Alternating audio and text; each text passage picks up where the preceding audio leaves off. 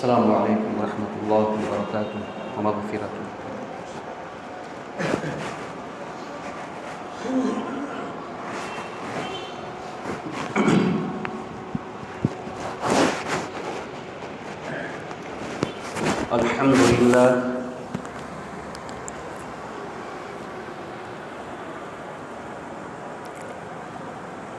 الحمد للہ نحمده ونستعینه ونستغفره ونؤمن به ونتوکل علیہ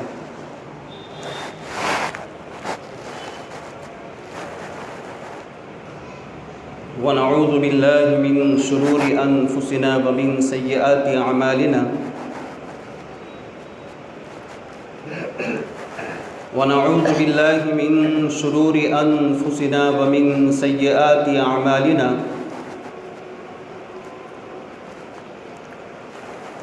ونعوذ باللہ من شرور انفسنا ومن سیئات اعمالنا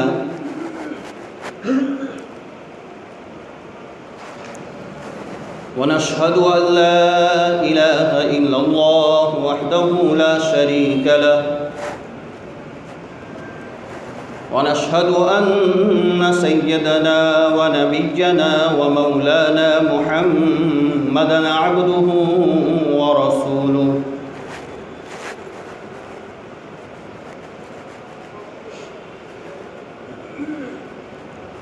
قال الله تبارك وتعالى في كلام المجيد والفرقان الحميد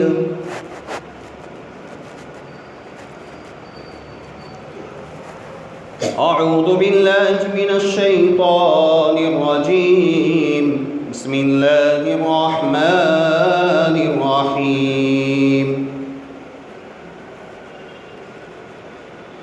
وإذا حييتم بتحية فحيوا بأحسن منها أو ردوها إن الله كان على كل شيء حسيبا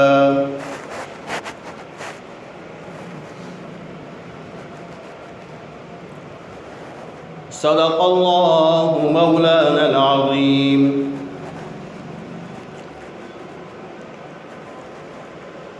عن أبي هريرة رضي الله تعالى عنه قال قال رسول الله صلى الله عليه وسلم لا تدخلوا الجنة حتى تؤمنوا ولا تؤمنوا حتى تحابوا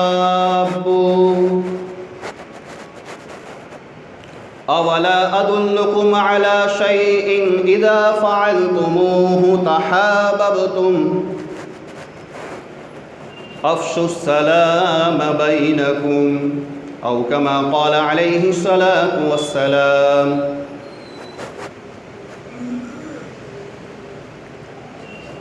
اللهم صل على سيدنا محمد وعلى آل سيدنا محمد وبارك وسلم اللهم صل على سيدنا محمد وعلى آل سيدنا محمد وبارك وسلم اللهم صل على سيدنا محمد وعلى آل سيدنا محمد وبارك وسلم۔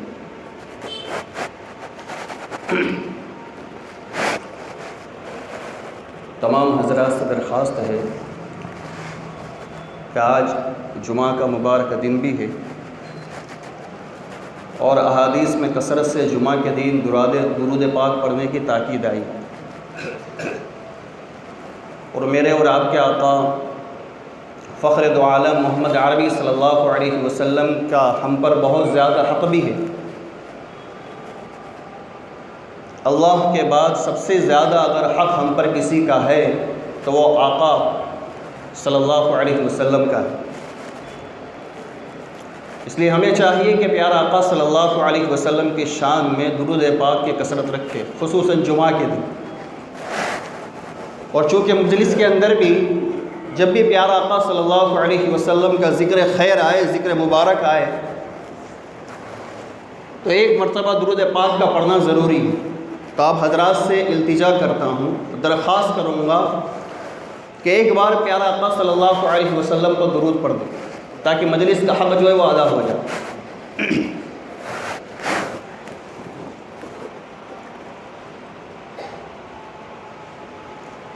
اللہ کا احسان ہے، اللہ کا شکر ہے، اس بات کی مجھے خبر ملی کہ الحمدللہ آپ حضرات نے مسجد کے اندر اس بات کا اہتمام شروع کر دیا ہے کہ ہر جمعہ کو علماء کرام کو بلواتے ہیں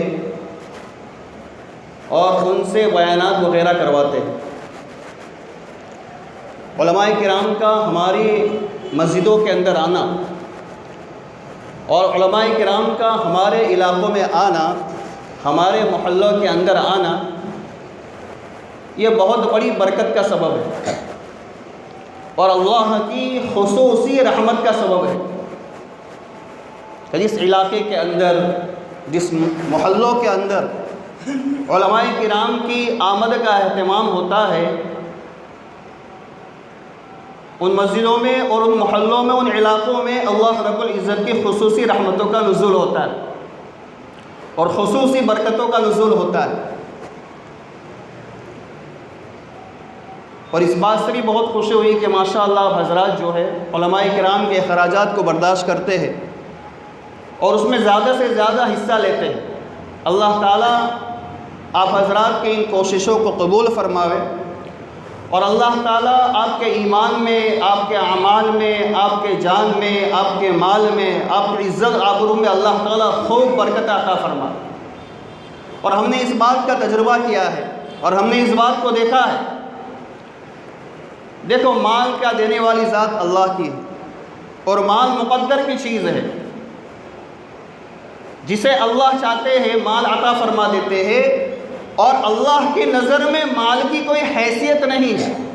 اللہ کی نظر میں مال کی کوئی حیثیت نہیں، مال کی نہیں، پوری دنیا کی کسی بھی چیز کی اللہ کی نظروں میں کوئی وقت، کوئی حیثیت نہیں۔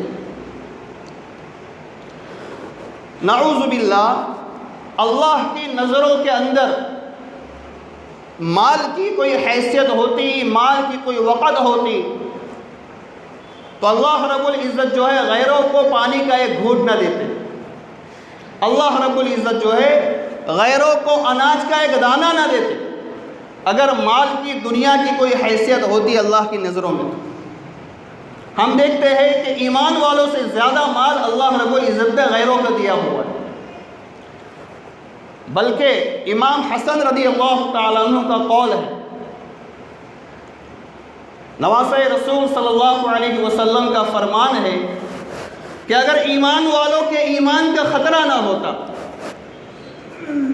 مسلمانوں کے، ایمان والوں کے ایمان کا خطرہ نہ ہوتا تو غیروں کی چھتوں کو میں سونے کا بنا دیتا۔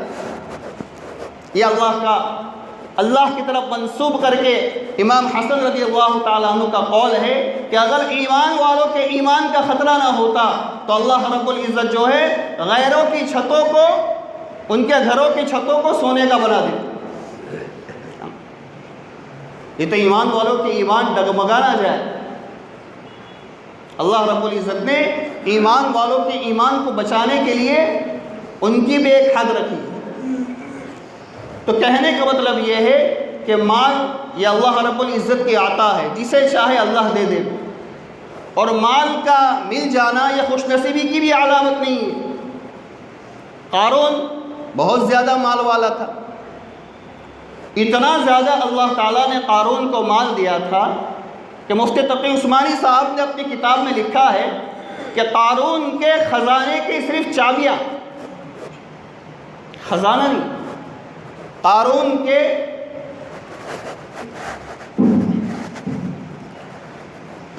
کے خزانے کی صرف چابیاں جو ہے بڑے بڑے پہلوان اٹھا کے پھرتے تھے۔ اس کی چابی کو اٹھانے کے لیے بڑے بڑے پہلوانوں کی ضرورت پڑتی تھی۔ جب اس کی خزانے کی چابی کا یہ حال ہے اور اتنا وزنی، تو اس کے خزانے کی تجوری کا کیا حال ہوگا، اور اس میں خزانہ کتنا قیمتی ہوگا کہ اتنی وزنی چابی جس کی تجوری کے لیے ضرورت پڑتی ہو۔ تو اس کے خزانے کا کیا حال ہو؟ تو قارون یہ مبغوض ترین تھا، اللہ کے نبی کی بات کا انکار کرنے والا تھا۔ تا قیامت کو یہ قارون کا نام رکھنے والا نہیں ہوگا، کوئی خوش نصیب بندہ نہیں تھا، بد نصیب بندہ ہے۔ اور لعنت بھیج رہے ہیں امتی، ہر قوم اسے لعنت بھیجتی ہے، اور عبرت کی نگاہ کو سامنے رکھتے ہوئے اس کے واقعات کو بیان کرتے کہ کہیں ہمارا حشر جو ہے قارون جیسا نہ ہو جائے۔ ہر مومن بندہ اپنی دعاؤں میں اس دعا کو مانگتا ہے کہ یا اللہ ہمارا حشر فرعون، حامان اور قارون کے ساتھ نہ فرمانا بلکہ صحابہ کرام کے ساتھ فرمانا۔ تو مال کا مل جانا یہ خوش نصیبی کی علامت نہیں ہے، اللہ جسے چاہے مال دیتے۔ اصل تو یہ ہے کہ مال کا خرچ کرنا، جب اللہ نے مال دیا ہے تو اس مال کو ہم علماء کرام پر خرچ کریں، مسجدوں کے امام پر خرچ کریں، مسجدوں کے مؤذنوں پر خرچ کریں، قوم کے ضرورت مند مسلمان علاقوں میں ڈھونڈے، ہم غریب مسکین مسلمان نظر آئیں گے جو نہ کہہ سکتے ہیں نہ سہ سکتے، جو نہ کہہ سکتے ہیں نہ سہ سکتے۔ ہم کو ڈھونڈنے کے لیے کہا گیا ہے، ایسوں کو ہم ڈھونڈیں اور ڈھونڈ ڈھونڈ کر تلاش کر کے ان کی ضرورتوں کو پوری کریں۔ امام زید العابدین خاندان رسول صلی اللہ علیہ وسلم کی اولاد میں سے، جب ان کا انتقال ہو گیا تو ان کے انتقال کے بعد پتہ چلا کہ علاقے کے اندر 100 مکانات ایسے تھے کہ ان کی ضرورتیں امام زید العابدین کے خرچے سے پوری ہوا کرتی۔ ان کے انتقال کے بعد پتہ چلا کتنا اخلاص ان کے اندر تھا کہ خرچ کر رہے مگر ریاکاری دکھاوا نہیں، آج کے مسلمانوں کی طرح نہیں، لیبل لگا دیا، نام لگا دیا، کوئی نام و نمود نہیں، خرچ کر رہے مگر کوئی نام و نشان نہیں۔ انتقال کے بعد پتہ چلا کہ 100 مکانات ایسے تھے جن کے چولہے جو ہے امام زید العابدین رحمۃ اللہ علیہ کی مدد سے جلا کرتے تھے۔ اللہ تعالی ہمیں بھی ان حضرات میں شامل فرماوے، ان ہستیات میں شامل فرماوے۔ تو تجربات کی روشنی میں بتلا رہا ہوں، اور کتابوں میں اس بات کو میں نے پڑھا بھی ہے کہ جن حضرات کا مال علماء کرام پر خرچ ہوتا ہے، مسجدوں کے کام کاج میں خرچ ہوتا ہے، اللہ کے دین کی محنتوں میں خرچ ہوتا ہے، اللہ رب العزت انہیں خوب نوازتے، انہیں خوب نوازتے، مالی اعتبار سے بھی، عزت کے اعتبار سے بھی۔ اور سب سے بڑی چیز، سب سے بڑی بشارت کہ دین کے اعتبار سے اللہ تعالیٰ خوب نوازتے ہیں۔ ان کی نسلوں میں اللہ تعالیٰ حافظ قرآن پیدا کرتے ہیں، ان کی نسلوں میں اللہ تعالیٰ عالم دین پیدا کرتے ہیں جو پوری دنیا کے انسانوں کے لیے ہدایت کا ذریعہ بنتے ہیں۔ تو علماء کرام کا محلوں کے اندر آنا یہ خیر و برکت کا سبب تو ہے ہی، اور بقول مفتی سعید صاحب پالنپوری رحمۃ اللہ علیہ، جن کا بھی انتقال ہوا، استاد حدیث تھے دارالعلوم دیوبند کے، اگر تم اپنے علاقے کے اندر، اگر تم اپنے محلوں کے اندر دین کی فضا قائم کرنا چاہتے ہو اور بے دینی کو ختم کرنا چاہتے ہو، اگر تم اپنے علاقے کے اندر دین کی فضا قائم کرنا چاہتے ہو اور بے دینی کو ختم کرنا چاہتے ہو تو علماء کرام کو اپنے علاقے میں بلواؤ، ان کی آمد کو بڑھواؤ، ان کے اخراجات کو برداشت کرو، قربانی دینی پڑے گی، اللہ اس کا صلہ دے۔ اور اس سے بڑا صلہ کیا ہے کہ اللہ رب العزت جو ہے ہمارے علاقوں کے اندر دین کا ماحول قائم کر دے، دین کی فضا قائم کر دے۔ اللہ تعالی ہم تمام کو اس کے لیے قبول فرما۔ اور پیارا آقا تاجدار مدینہ محمد عربی صلی اللہ علیہ وسلم کی تو حدیث ہے، علیکم بمجالس العلماء، تاکید کے ساتھ تاجدار مدینہ محمد عربی صلی اللہ علیہ وسلم نے تاکید کے ساتھ اس بات کا حکم فرمایا ہے، ترغیب دی ہے، علیکم بمجالس العلماء، کہ علماء کرام کی مجلس کو لازم پکڑو، ان کی مجلسوں کو چھوڑو نہیں۔ آج دلوں کے اندر سختی آ جانے کی وجہ سے، مزاج بے دینی بن جانے کی وجہ سے مسلمان پوری رات قوالوں کے سامنے بیٹھ کے رات گزار لیتا ہے، پوری رات جو ہے ناچنے والوں کے سامنے بیٹھ کے رات گزار لیتا ہے، مگر تھوڑی دیر کے لیے علماء کرام کی مجلس میں آنا اسے گوارا نہیں ہوتا، دل کی سختی کی وجہ سے۔ دل ہمارا سخت ہو چکا ہے، جس کی بنیاد پر علماء کرام کی مجلسیں ہم کو اچھی نہیں لگتی، دین کی مجلسیں ہم کو اچھی نہیں لگتی۔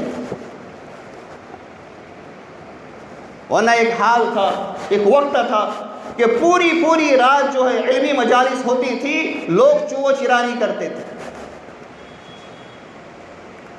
بہت کافی عرصے کی بات نہیں کر رہا ہوں، قاری طیب صاحب رحمۃ اللہ علیہ کے زمانے کی بات ہے، بہت زیادہ عرصہ نہیں گزرا ہے، 40-50 سال یا بہت تو 40 سال پہلے کی بات ہے کہ یو پی کے اندر جس وقت قاری طیب صاحب رحمۃ اللہ علیہ بیان کرتے تھے، بارش ہوتی تھی 5-5 گھنٹے 6-6 گھنٹے، مجمع ہلتا تک نہیں تھا راتوں، بارش کے اندر بھی حضرت کی باتوں کو سنا کرتا تھا۔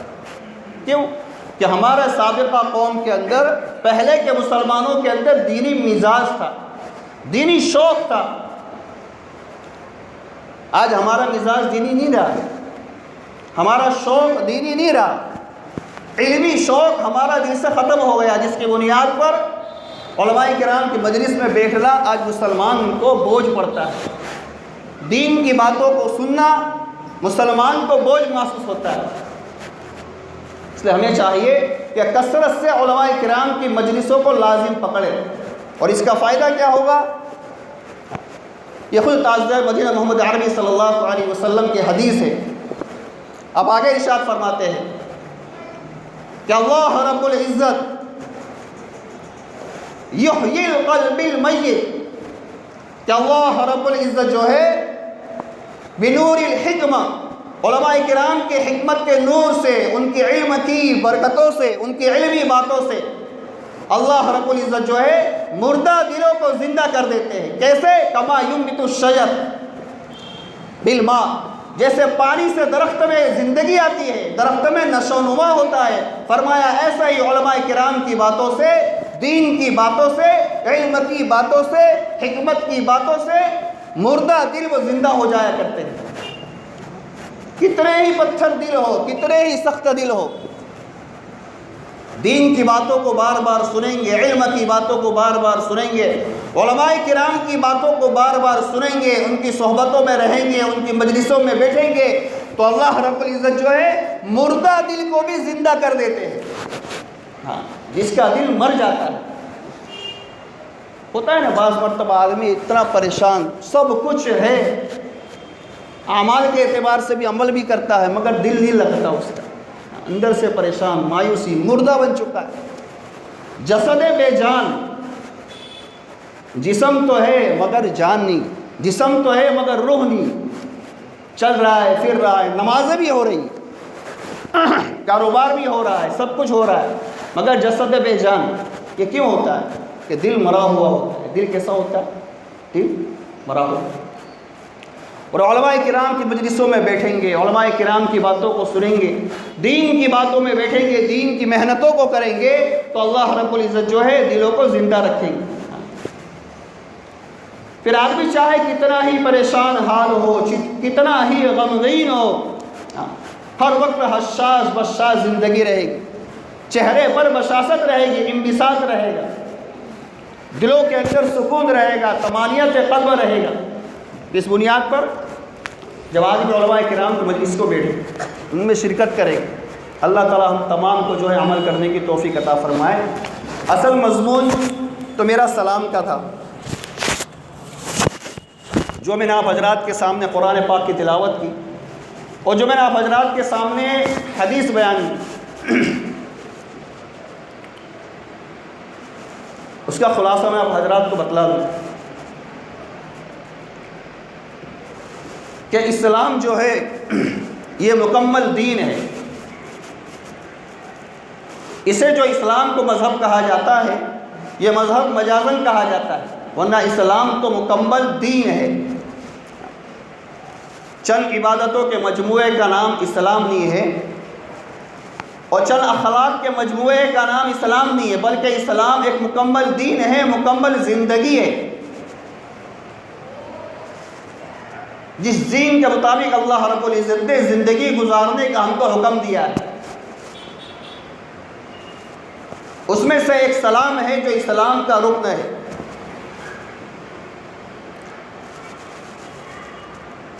آج محنت نہ ہونے کی وجہ سے،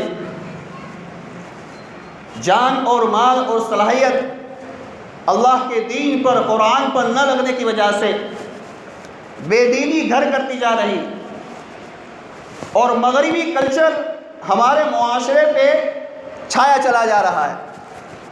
مغربی کلچر، اسلام کی شریعت ذہنوں سے نکلتی چلی جا رہی، زندگیوں سے نکلتی چلی جا رہی، اور مغربی کلچر جو ہے وہ ہمارے اوپر چھا رہا ہے۔ اسی لیے آج جب دو نوجوان آپس میں ملتے ہیں نا تو کیا کہتے ہیں؟ ہائی برو۔ کیا کہتے ہیں؟ ہائی واٹس اپ، ہائی برو۔ یہ مغربی کلچر ہے، دیکھا دیکھی، کیا پارٹی، ہائی پارٹی۔ یہ اسلامی مزاج نہیں، اور یہ دینی مزاج نہیں۔ اللہ رب العزت نے یہود و نصارہ کی مشابہت سے منع فرمایا ہے۔ میرے اور آپ کے آقا تاجدار مدینہ محمد عربی صلی اللہ علیہ وسلم نے سختی سے منع فرمایا ہے، سختی سے منع فرمایا ہے کہ غیروں کی مشابہت کو چھوڑو، غیروں کی مشابہت کو ترک کرو۔ یہ غیر ہمیں ڈبانے کے واسطے آئے ہیں، ان کی نیت ہے، یہ شیطان کے مددگار ہے، شیطان کے حواریین ہیں۔ شیطان نے قسم کھائی ہے کہ ایک ایک انسان کو بہکاؤں گا، ایک ایک اللہ تیرے بندے کو بہکاؤں گا اور اسے جہنم میں لے جا کے رہوں گا۔ ایسے ہی ان غیروں نے بھی قسم کھائی ہے، عہد کیے ہے کہ ہر مسلمان کے اسلام کو ڈگمگائیں گے، اس کا نام مسلمان رہے گا مگر زندگی سے اسلام کے ہر نقش کو ہم دور کر دیں گے۔ تو ہمیں اپنے آپ کو مغربی کلچر سے بچانا ہے اور شریعت کو اپنانا ہے، اسلام کو اپنانا ہے۔ اسلام نے تعلیم دی ہے کہ السلام قبل الکلام۔ پیارے آقا تاجدار مدینہ محمد عربی صلی اللہ علیہ وسلم کا فرمان ہے السلام قبل الکلام، کہ بات کرنے سے پہلے سلام سے ابتدا کرو۔ السلام علیکم ورحمۃ اللہ وبرکاتہ ومغفرتہ۔ افشوا السلام بینکم، سلام کو آپس میں پھیلاؤ۔ سلام حفظ و امان کا ذریعہ ہے، محبت کا ذریعہ ہے، اسلام کا شعار ہے، امن و امن کا شعار ہے۔ جب مسلمان جنت میں بھی داخل ہوگا تو سلام کے بغیر داخل نہیں ہوگا، جنت میں دخول بھی سلام ہی کے ساتھ ہوگا۔ تو سلام تو اسلامی شعار ہے، اور میرے اور آپ کے آقا تاجدار مدینہ محمد عربی صلی اللہ علیہ وسلم نے افشوا السلام بینکم کے ذریعے ہمیں ترغیب دی ہے کہ سلام کو خوب پھیلاؤ۔ میں نے حدیث پڑھی، راوی ابو ہریرہ تھے، پیارا آقا نے یہاں تک فرما دیا کہ تم اس وقت تک جنت میں داخل نہیں ہو سکتے جب تک کہ تمہارا ایمان کامل نہ ہو جائے۔ تم ایمان کی حقیقت کو نہیں پہنچ سکو گے جب تک کہ آپس میں محبت نہ کرنے لگے۔ ہاں، جنت میں داخلہ منع کب؟ جب تک مسلمان پکے ایمان والے نہ بن جاؤ، حقیقت والا ایمان نہ ہو جاوے، تب تک جنت میں دخول ممنوع ہے۔ اور آگے فرمایا پیارا آقا صلی اللہ علیہ وسلم نے کہ تم مسلمان کامل نہیں ہو سکتے، تمہارا ایمان کمال کو پہنچ نہیں سکتا، کب تک؟ جب تک تم آپس میں محبت نہ کرنے لگو۔ سگے بھائی ہے مگر محبت نہیں ہے، باپ بیٹے ہیں مگر محبت نہیں ہے، میاں بیوی ہے، ایک ساتھ پلنگ پہ سوتے ہیں، ایک ساتھ دسترخوان پہ کھاتے ہیں، گھومتے پھرتے ہیں، مگر محبت نہیں۔ تو جس کے دلوں میں محبت نہیں ہے ایک دوسرے کے ساتھ، اس کا ایمان بھی کامل نہیں۔ یہ میں نہیں کہہ رہا ہوں، یہ پیارا آقا صلی اللہ علیہ وسلم کی حدیث ہے کہ تمہارا ایمان اس وقت تک کامل نہیں ہو سکتا جب تک تم آپس میں محبت نہ کرنے لگو۔ دلوں میں بگاڑ پیدا ہوں گے،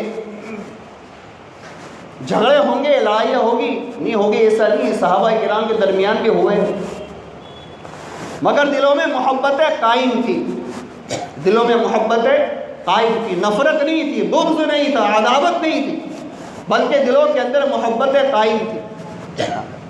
اس لیے دلوں میں محبتیں پیدا کرو، ہر ایک سے محبت کے ساتھ پیش آؤ۔ اور محبت کب قائم ہوگی؟ پیارا آقا نے فرمایا تم کو میں ایسی چیز نہ بتاؤں جس کے ذریعے تمہارے دلوں کے اندر محبت پیدا ہو جاوے؟ افشوا السلام بینکم، کہ آپس میں سلام کو عام کرو، جتنا سلام کو عام کرو گے، یہ پیارا آقا صلی اللہ علیہ وسلم کا بتلایا ہوا نسخہ ہے کہ اگر سلام کو اپناؤ گے، سلام کو عام کرو گے تو اللہ تعالیٰ دلوں میں محبت قائم کرے گا، محبت دلوں میں پیدا ہو۔ تو ہمیں چاہیے کہ مغربی کلچر کو چھوڑے اور پیارا آقا صلی اللہ علیہ وسلم کے لباس کو اوڑھے، کملی والے کے لباس کو اوڑھے، کملی والے کی لباس، کملی والے کی شریعت کو اپناوے کہ میرا آقا کی شریعت تو یہ ہے السلام قبل الکلام، واٹس اپ برو، ہائی برو، یعنی السلام علیکم، اور سلام میں بھی پورا سلام ہے۔ ایک مرتبہ پیارا آقا صلی اللہ علیہ وسلم مجلس میں بیٹھے ہوئے تھے، ایک شخص آیا، اس نے کہا السلام علیکم، تو اللہ کے نبی نے فرمایا 10۔ دوسرا شخص آیا، صحابی آئے، انہوں نے کہا السلام علیکم ورحمۃ اللہ، تو آپ نے فرمایا 20۔ تیسرا آیا السلام علیکم ورحمۃ اللہ وبرکاتہ مغفرۃ، تو آپ نے فرمایا 30۔ جس نے السلام علیکم ورحمۃ اللہ کہا اس کو 10 نیکی ملی، اور جس نے السلام علیکم ورحمۃ اللہ وبرکاتہ کہا اس کو 20 نیکی ملی، اور جس نے کہا السلام علیکم ورحمۃ اللہ وبرکاتہ مغفرۃ، پورا سلام، اس کو پوری 30 نیکی ملی۔ تو ایک سلام کرنے سے اللہ تعالیٰ 30 نیکی دیں گے۔ کتنی نیکی دیں گے؟ 30 نیکی دیں گے پورا سلام کرنے سے۔ تو روزانہ کتنے مسلمان ہم کو ملتے ہیں؟ ہم روزانہ اپنے گھر میں جائیں۔ انس رضی اللہ تعالیٰ عنہ کو تاکید کی پیارا آقا صلی اللہ علیہ وسلم نے کہ انس جب تم گھر میں داخل ہو تو اپنے گھر والوں کو سلام کرو، کیونکہ گھر والوں کو سلام کرنے سے تمہارے گھروں کے اندر برکتیں آئیں گی۔ آج ہم برکتیں باپوں کے پاس جاتے کہ برکت کا تعویذ دو، آقا نے بتلایا اپنے گھر میں جاؤ تو گھر میں سلام کر کے داخل ہوا کرو، السلام علیکم ورحمۃ اللہ وبرکاتہ مغفرۃ، یہ برکت کا ذریعہ بنے گا۔ اور ہم برکتیں کہاں ڈھونڈتے ہیں؟ کہاں ڈھونڈتے برکتیں ہم؟ یہ آقا کی تاکید ہے، اپنے گھر میں جاوے تو سلام کر کے داخل ہوا کر۔ اور اللہ کے نزدیک سب سے زیادہ مقام حاصل کرنا چاہتے ہیں، سب سے زیادہ قرب حاصل کرنا چاہتے ہیں، تو بھی آقا نے فرمایا سلام میں ابتدا کرو، سلام میں پہل کرو۔ جو بندہ سلام میں پہل کرے گا، سلام میں ابتدا کرے گا، اللہ کو سب سے زیادہ قرب اس کا نصیب ہوگا۔ ہاں، اس کو سب سے زیادہ قرب اللہ کا نصیب ہو۔ تو اللہ سے ہم اللہ کے ولی بننا چاہتے ہیں، اللہ کی محبت کو دلوں میں لانا چاہتے ہیں، اللہ کے نزدیک ہم مقام حاصل کرنا چاہتے ہیں، تو سلام میں ابتدا کریں۔ اللہ کے نبی نے سلام کو پھیلانے کی تاکید کی ہے، افشوا السلام بینکم، سلام کو پھیلاؤ۔ اور ایک حدیث کے اندر ہے کہ جو بندہ دن یا رات کے اندر 20 مسلمان کو سلام کر لے، کتنے مسلمان کو؟ 20 مسلمان کو سلام کر لے، اور اس دن اس کا انتقال ہو جاتا ہے یا اس رات میں اس کا انتقال ہو جاتا ہے، وجبت لہ الجنہ، اللہ تعالیٰ اس کے لیے جنت کو واجب کر دیتے ہیں۔ تو کتنی بڑی فضیلت ہے سلام کرنے کی۔ تو اسلامی کلچر یہ ہمیں کامیابی کی طرف لے جائے گا، اور مغربی کلچر یہ ہمیں جو ہے بربادی کی طرف لے جائے گا۔ تو ہمیں چاہیے کہ ہم پیارا آقا صلی اللہ علیہ وسلم کی تعلیم کو اپنائیں۔ پیارا آقا صلی اللہ علیہ وسلم جو دین ہمارے واسطے لے کر آئے ہیں، اس دین میں اللہ تعالیٰ نے دونوں جہاں کی کامیابی کو رکھا ہے۔ تو دین کے مطابق زندگی گزاریں گے تو اللہ تعالیٰ دنیا کے اندر بھی کامیاب کریں گے، آخرت کے اندر بھی ہم کو کامیاب کریں گے۔ تو اس کے لیے دین کی محنت ضروری ہے، اسی میں سے علماء کرام کا اپنے علاقوں میں لانا۔ اللہ تعالیٰ ہم تمام کو جو ہے کہنے سننے سے زیادہ عمل کرنے کی توفیق عطا فرماوے۔ جن بھائی کی سنت باقی وہ سنت پڑھ لیں۔ وآخر دعوانا الحمدللہ۔